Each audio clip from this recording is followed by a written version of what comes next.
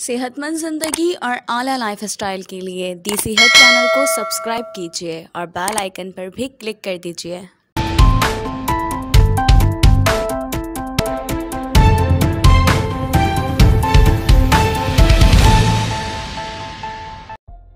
बिस्मिल्लाहिर्रहमानिर्रहीम। अस्सलाम वालेकुम व्यूवर्स, दी सेहत चैनल में आप सबको वेलकम। मैं हूं अदील मंसूर। पाकिस्तान में एक बार फिर डेंगू बुखार ने सर उठा लिया है। मुल्क भर में अब तक डेंगू के सैकड़ों केसेस सामने आ चुके हैं, जिनकी तादाद ज़्यादातर पंजाब में पाई जा रही है। डेंगू पर काबू पाने के लिए मुल्क भर के अवाम का एहतियाती तदाबीर इख्तियार करना बहुत ज़रूरी हो चुका है। अब हम बात करते हैं कि डेंगू बुखार क्या है और ये क्यों होता है। डेंगू बुखार बज़ाहिर एक मामूली सा बुखार है, मगर ये संगीन बुखार हो जाता है जो चंद ही रोज़ में ख़तरनाक सूरत-हाल इख्तियार कर लेता है और मौत का सबब भी बन सकता है। डेंगू का निशाना आम तौर पे ऐसे अफराद ज़्यादा बनते हैं जिनकी क़ुव्वत मुदाफ़अत कमज़ोर होती है। डेंगू एक मखसूस मादा मच्छर एड्रेस एजिप्टाई के काटने से होता है। डेंगू की इब्तिदाई अलामत में बुखार, सर में शदीद दर्द, कमज़ोरी का एहसास, टांगों और जोड़ों में दर्द, सर का दर्द, मुंह का जायका तब्दील होना, चेहरे का रंग सुर्ख हो जाना या फिर जिस्म के बाज़ अज़ा का गुलाबी हो जाना और सर्दी का लगना शामिल है।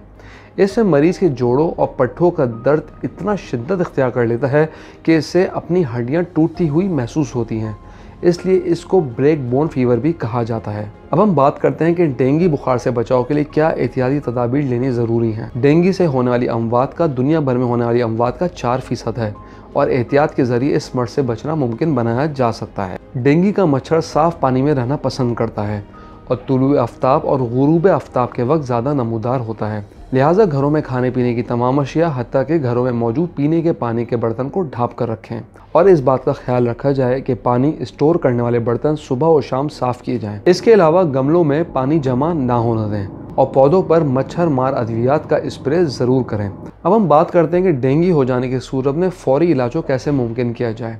डेंगू हो जाने की सूरत में प्लेटलेट्स का इजाफा करना बहुत ज़रूरी है। इसके अलावा जो भी आप मेडिसिन डॉक्टर्स की प्रिस्क्रिप्शन के मुताबिक इस्तेमाल कर रहे हैं वो तो करें, लेकिन नेचुरल रेमेडी में पपीते के पत्ते का जूस बेपनाह मुफीद है क्योंकि इसके इस्तेमाल करने से प्लेटलेट्स में इजाफा होता है। वीवर्स, अब इसके बनाने का तरीका ये है कि पपीते के पत्ते तकरीबन आपने एक बड़ा लीफ साइज़ ले लेना है और इसको ग्राइंडर में पीस लें। पीसने के बाद जो इसका जूस उसमें नज़र आना शुरू हो जाएगा, इसको फ़िल्टर करके उस अर्क को जमा कर लें और उसका 1 चम्मच सुबह और 1 चम्मच शाम इस्तेमाल करें।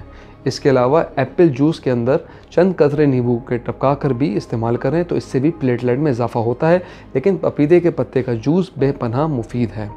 इसका एक और तरीका ये है कि पपीते के पत्ते को आप 200 ml पानी के अंदर उबाल के अच्छी तरह एक्सट्रैक्शन करके उसको छान कर पानी की सूरत में जमा करके पूरे दिन में 1 गिलास भी ख़त्म कर सकते हैं। ये भी इसका एक तरीका इस्तेमाल करने का।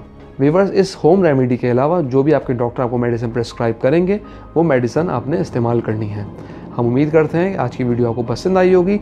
कमेंट बॉक्स में अपनी राय से ज़रूर आगाह कीजिएगा। अगली वीडियो तक के लिए अल्लाह हाफ़िज़।